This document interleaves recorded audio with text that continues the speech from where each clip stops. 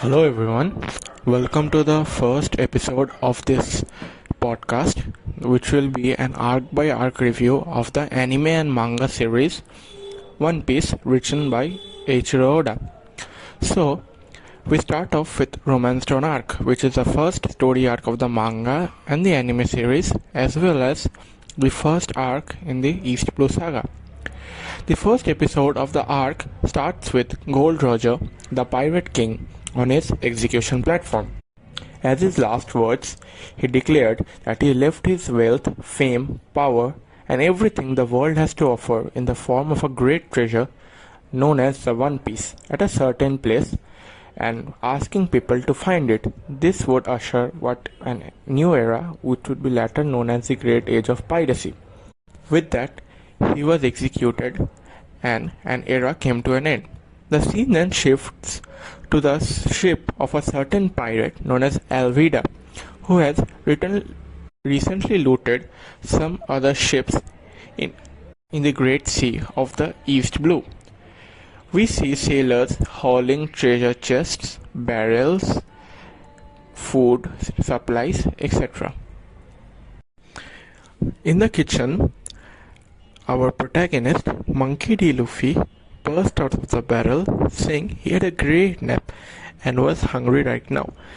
Seeing a person jump out of the barrel shocked Kobe to the point where he literally fell on the ground. Now, news of the intruder has spread on the ship, who had come there to steal their treasure. Now, to check up if the intruder was on the kitchen, the sailors confronted Luffy, who could easily overpower them with his rubber-like powers. Now, Kobe and Luffy had a talk, where Luffy explained that he was on his adventure and had a lofty ambition to become the king of the pirates. Kobe, on the other hand, had a much smaller dream where he wanted to escape Alvida's ship and join the ranks of the marine. Luffy decides that he would help him, and so they try to escape the ship. But it would be so easy because all the sailors were attacking both of them, preventing them from escape the ship. Now, Luffy could easily defeat them too, but Alvida, who was there, saw and was surprised that how could a man have rubber-like powers, which was peculiar. So, Alvida and Luffy engage in a fight where Luffy explains that he ate a devil fruit, a mysterious fruit in the One Piece world which grants the users peculiar powers, and he ate the rubber fruit which turned his body into rubber. Even Alvida didn't prove to be much of a challenge to Luffy, who could easily defeat her with his rubber-like powers, and then, taking Kobe with him, he took a raft to a nearby town called Shell's Town. Shell's Town was a small town which had a marine base which was led by Captain Morgan, who was also known as X-Hand. We also see an infamous bounty hunter, Roronoa Zoro, who was also known by Pirate Hunter, wounded and roped to a wooden cross. It would come to know that he would be crucified like that because the son of the Captain Helmeppo. Now, a small girl called Rika tries to offer some rice balls to the tired Zoro, but now Helmeppo enters and throws the rice balls away. It falls on the grounds, and seeing that, Zoro is enraged, but he couldn't do anything. Now, Helmeppo reminds him of his deal and leaves. Zoro, feeling bad for the girl, still offers to eat the dirty rice ball and even eats it and thanks Rika for her kindness. Outside the marine base field, Rika reveals that there was a deal between Helmeppo and Zoro. She starts off by saying that the town was run by the tyrannical Captain Morgan, who allowed his son Helmeppo to regularly abuse his citizens on his power. One day, Helmeppo brought a hostile wolf into a bar, which attacked the customers and severely wounded them, destroyed the bar's properties, and caused a lot of damage. Zorro was in the bar and attacked Helmeppo for his cruelty. Helmeppo threatened to execute all the customers in the bar and then in the town unless Zorro turned himself in, and then he would be crucified for 1 month. We see Luffy and Kobe heard a rumor that had been spread in the town about Helmeppo executing Zorro violating their deal, which was actually his true intentions. Then Luffy sees the little girl Rika crying, and when he asks her about it, he tells her all about Zorro. Then Luffy decides that he will help him and goes to the marine field where Zorro was tied. Now he asks Zorro that will he join his crew, and Zorro says that he will rather be a pirate than be stuck here. But he can't do anything unless he gets back his swords, a katana, which are Japanese sword. Now Luffy then launches a raid on the marine base, deciding that he will bring back all the swords that Zoro needed. Now, when he enters the base, he sees lots of marine soldiers ready to intercept him, but they were no match for him with his devil fruit. Now, he finds the swords in Helmeppo's room, but doesn't know which one it is, so he takes 3 of them, which will later reveal that all of them belong to Zoro. Then he goes back to Zoro, unties him, and asks him that will he join his crew now, to which he says yes, he will. We then see Captain Morgan leading his men in an assault against Luffy and Zoro, but he was clearly overpowered by Luffy's devil fruit and Zoro's 3-sword style. Even then, Morgan orders his men to attack them. Helmeppo, on the other hand, holds Kobe hostage, threatening to shoot them. When Luffy is distracted, Morgan attempts to attack him from the behind.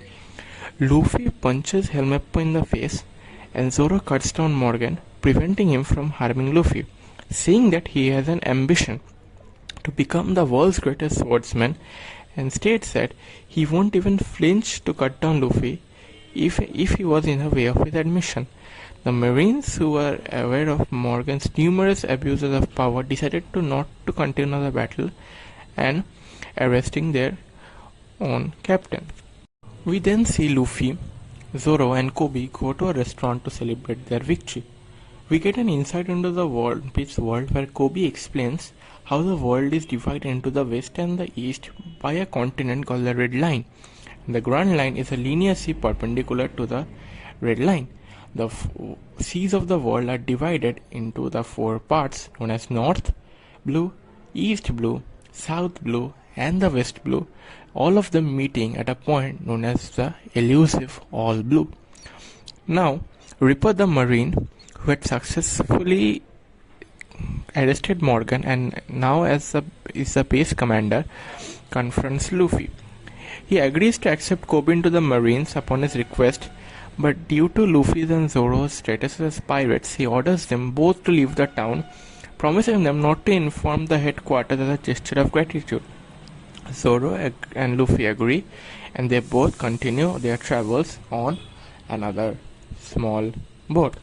The third part of the arc shows a part of Luffy's backstory, explaining the significance of his signature straw hat, which was entrusted to him by his idol, red-haired Shanks, another pirate. Luffy and Zoro sail towards their next destination, but Luffy loses his signature hat when the boat jostles due to a strong wind. Zoro recovers their hat, and then Luffy explains his significance towards the straw hat. In his childhood, Luffy befriended Shanks, a pirate captain residing in his home village, the Fusha village. While Shanks and Luffy and his crew were having one time at a bar, he asked Shanks to let him join his crew and go on travels with him. But Shanks refused, saying that he was way too weak and a child, so he would nothing but a hindrance. Luffy, being the small child he was, got angry and by mistake ate a fruit that was in a chest that Shanks had acquired during his travels. It was later revealed that it was nothing but the devil fruit, the rubber fruit, which would give Luffy his signature powers. Now, upon eating the fruit, Luffy's body immediately gained rubber-like properties, but he had permanently lost his ability to swim. Now, Shanks was threatened by Higuma, a group of mountain bandits. Now, Higuma revealed that he has an 80 million berry bounty on him, pouring drinks on Shanks's clothes. Shanks thought nothing much of it and let him go, but he abducted Luffy in the process. We then see Shanks and his crew defeat the mountain bandits, but Higuma, the leader, escaped with him. Now, Higuma sailed out to the sea on a small rowboat and threw Luffy into the sea for him to drown. However, a sea king, a carnivorous sea monster, appeared and devoured Higuma, threatening to target Luffy next.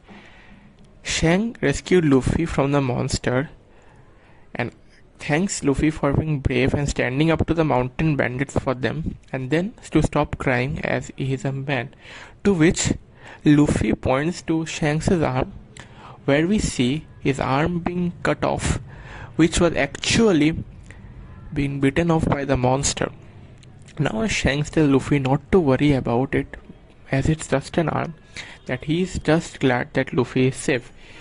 Eventually, months later, the Red-Eyed pirates departed from the Fusha village and set sail for the Grand Line. Just before he left, Shanks entrusted Luffy with his signature straw hat for him to protect, as it was dear to him. He told Luffy to take good care of it and return to him when he becomes an excellent pirate. Throughout the years, Luffy has cherished his hat that reminds him of his idol. Back to the present day, we see Luffy is abducted by a big bird and sent flying away, and with which the first arc of the series concludes.